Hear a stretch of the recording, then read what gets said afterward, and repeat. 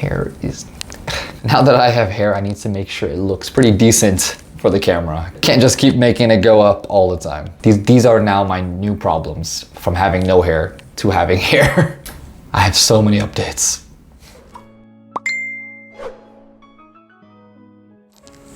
Welcome back to the channel, guys. My name is Amit, and in today's video, we're gonna be talking about my 6-month update of the hair transplant that I got from Turkey.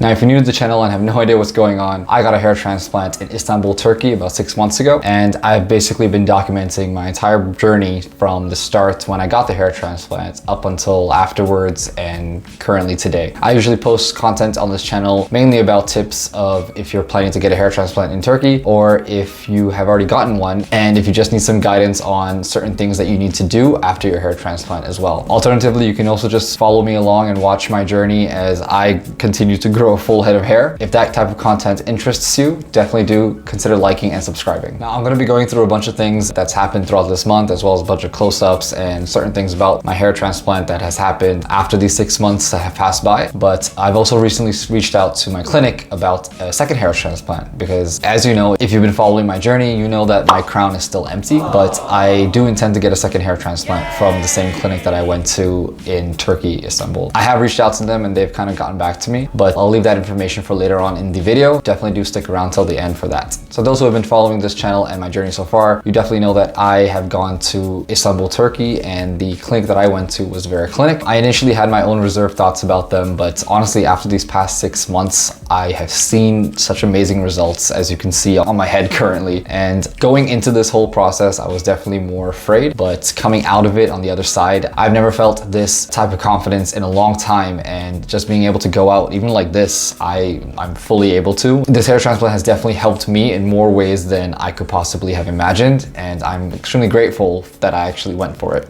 So as you can see from the top of my head right now, it is looking pretty good.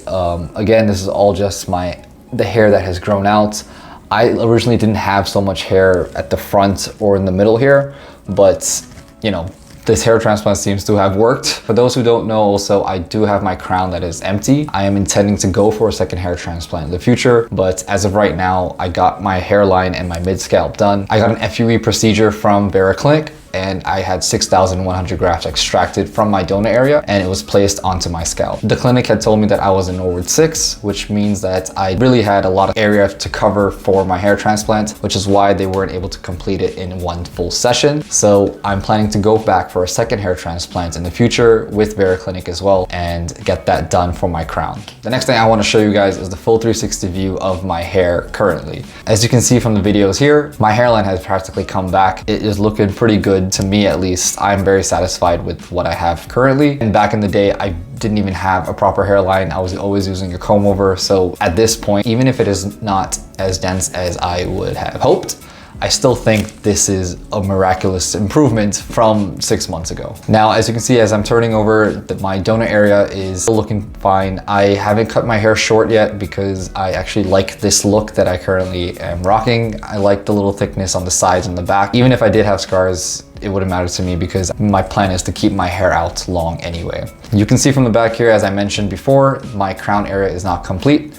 I still have that to do once I go back to the clinic for a second transplant, and hopefully that can be done sooner than later. Finally, you can see the other side, the same thing. My donor area is still looking pretty good on the sides. Now, I have some close-ups of the top of my mid-scalp as well. I can see that there's some lack of density in the middle of my scalp, but I went into this hair transplant expecting some hair back, and this is, to me, some hair, so I'm not complaining too much.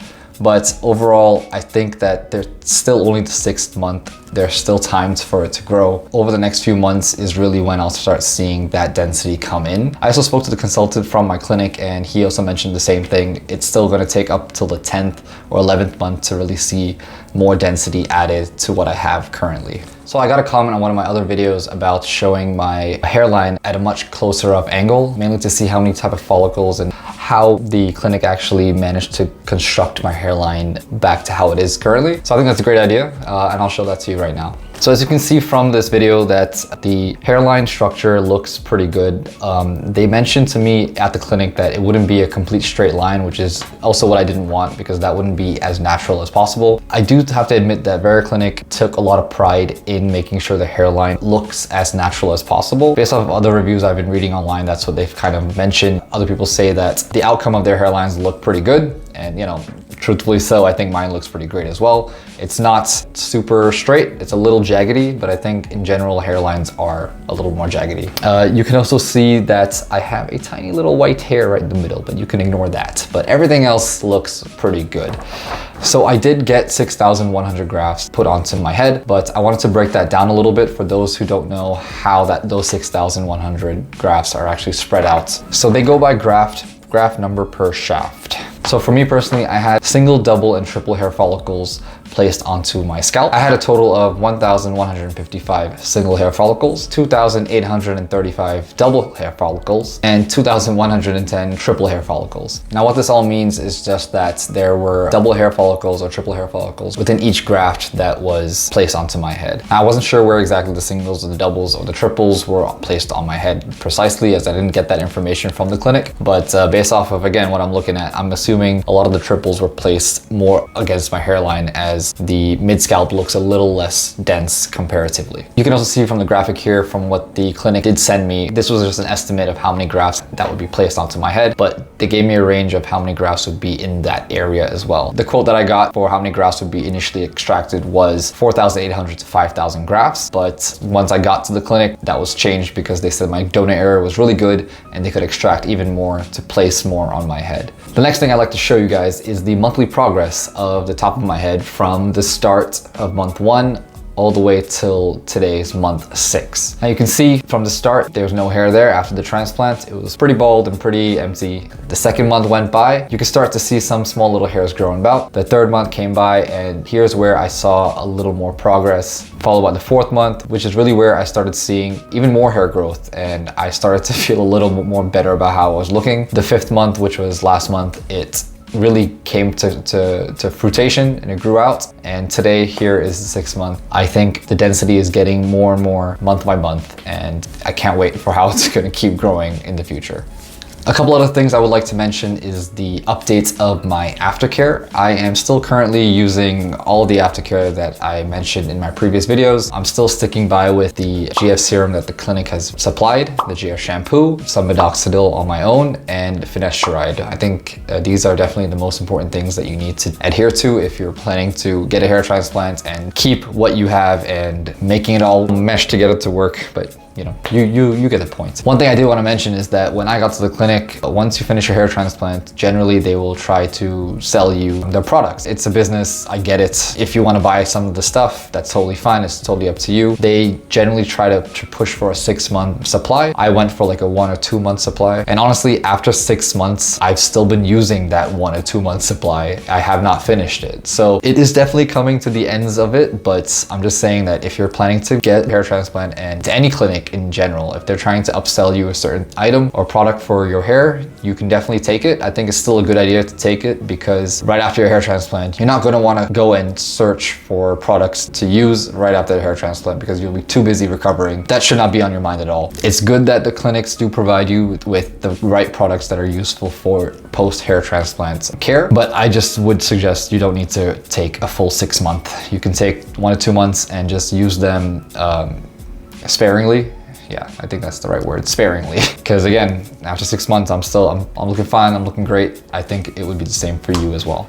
So again, I'm using the GF serum still. This is my last bottle, but you know, it's still, I use it every day, every night. I'm using the hair spray as well. This one is nearly on its last bits. And of course, Rogaine Minoxodil twice a day, in the morning and night. For the Minoxodil, I'm still using it on the sides of my donor area and the top of my empty crown. My consultant did advise that I don't really need to use it on my actual newly transplanted hair. He said that it's not necessary, but I am still doing it on my crown just to kind of see, in hopes that I get some sort of growth there. And honestly, I have been seeing very, very tiny baby hairs growing, but you know, one can still hope one day it'll just miraculously grow.